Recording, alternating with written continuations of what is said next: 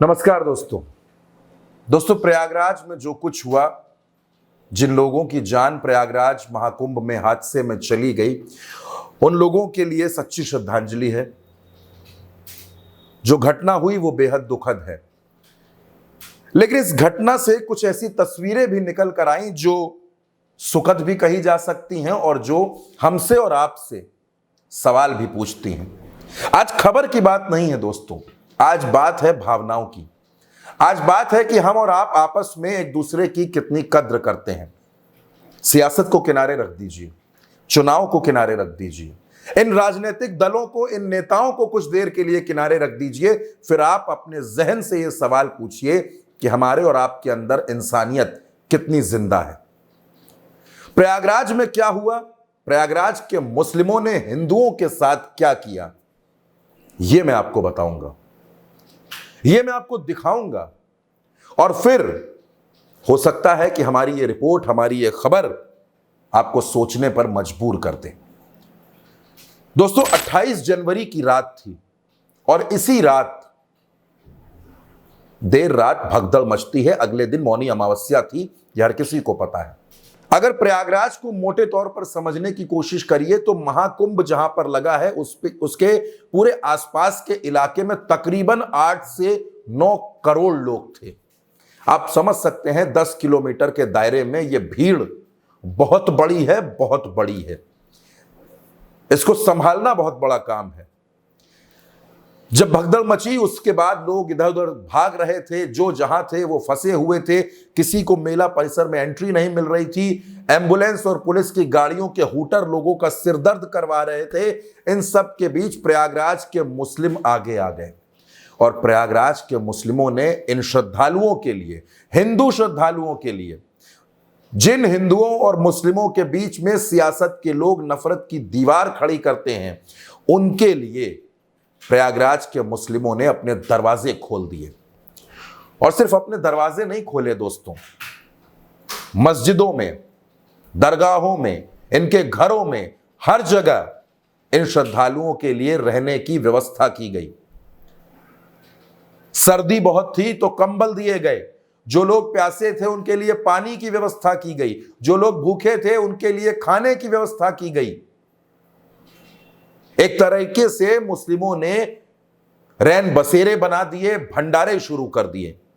और यह बात प्रयागराज में हुई है, उस प्रयागराज में जो इन दिनों सनातन का बहुत बड़ा केंद्र है, जहां पूरी दुनिया से श्रद्धालु संगम में स्नान करने के लिए आ रहे हैं। वहां पर क्या होता है दोस्तों, खुलदाबाद सब्जी मंडी मस्जिद, बड़ा ताजिया इमामबाड़ा, हिम्मतगंज दरगाह चौक मस्जिद में लोगों के ठहरने की व्यवस्था की गई। इसके अलावा दोस्तों प्रयागराज की जो मुस्लिम आबादियां जिन इलाकों में रहती हैं, नखास कोहना, रोशनबाग, हिम्मतगंज, खुलदाबाद, रानी मंडी, शाहगंज, इन इलाकों में लोगों ने अपने घरों को खोल दिया, अपने कमरे खोल दिए, लोगों को अंदर बुलाया, बिठाया, उनके लिए चाय नाश्ते की व्यवस्था की गई, पानी की व्यवस्था की गई, ताकि ये लोग परेशान ना हो। जब प्रयागराज के मुस्लिमों से यह पूछा गया कि आप लोगों ने इतनी बड़ी व्यवस्था क्यों की, तो उनका सिर्फ एक कहना था कि हम प्रयागराज के रहने वाले हैं और प्रयागराज में जो भी बाहर से आया है, जो भी डुबकी लगाने के लिए आया है, जो भी यहां पूजा पाठ के लिए, दर्शन के लिए आया है, वो सब हमारे मेहमान हैं और हम अपने मेहमानों को परेशान नहीं होने दे सकते। कितनी सुंदर बात है ये, यही हिंदुस्तान की खूबसूरती है। लेकिन सियासत के लोग आपको हिंदू और मुस्लिम के खांचों में बांटेंगे। वो आपको डर दिखाएंगे, वो आपको खौफ दिखाएंगे, वो आपको बटने, कटने, जुड़ने, एक साथ रहने, अलग होने, न जाने कौन कौन से नारों के खांचों में बांध देंगे और आप बंधते चले जाएंगे। लेकिन प्रयागराज से सामने आई ये तस्वीरें, प्रयागराज से सामने आई ये वीडियो उस हादसे के जख्मों को कुछ कम करते हैं, उस दर्द को कुछ कम करते हैं, उस पर मरहम लगाते हैं। दोस्तों प्रयागराज में जो स्थिति बनी वो घनघोर प्रशासनिक लापरवाही थी, वो एक बहुत बड़ी संवादहीनता थी। वो सिर्फ वीआईपी कल्चर में जुटे रहने के कारण आम आदमी को कीड़े मकोड़े समझने वाली सोच थी और इसी वजह से प्रयागराज में इतनी बड़ी घटना हो गई। लेकिन इस घटना के बाद प्रयागराज के मुस्लिमों ने जो किया उसको देश के हर नागरिक को सैल्यूट करना चाहिए, सलाम करना चाहिए। ऐसी सोच को तालियां बजाकर ऐसे लोगों का अभिवादन करना चाहिए जिन्होंने इस मुश्किल घड़ी में, इस जालिम रात में मददगार बनकर लोगों की मदद की है, सेवा की है। और प्रयागराज में जितने भी लोग थे, जो भी लोग थे, जितनी सेवा हो सकती थी उन सब ने सेवा की है। लेकिन सियासत या गोदी मीडिया के हजारों कैमरे जो प्रयागराज में घूम रहे हैं वो आपको ये तस्वीरें नहीं दिखाएंगे, वो इन तस्वीरों पर चर्चाएं नहीं करेंगे। लेकिन इन तस्वीरों को देखना दोस्तों बेहद जरूरी है।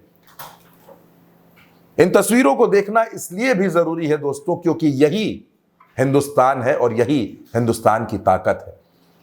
दोस्तों, इन तस्वीरों पर, इन वीडियो पर आपकी जो भी राय हो, आप अपनी राय कमेंट बॉक्स में जरूर बताइएगा और उल्टा चश्मा यूसी को सब्सक्राइब जरूर करिएगा।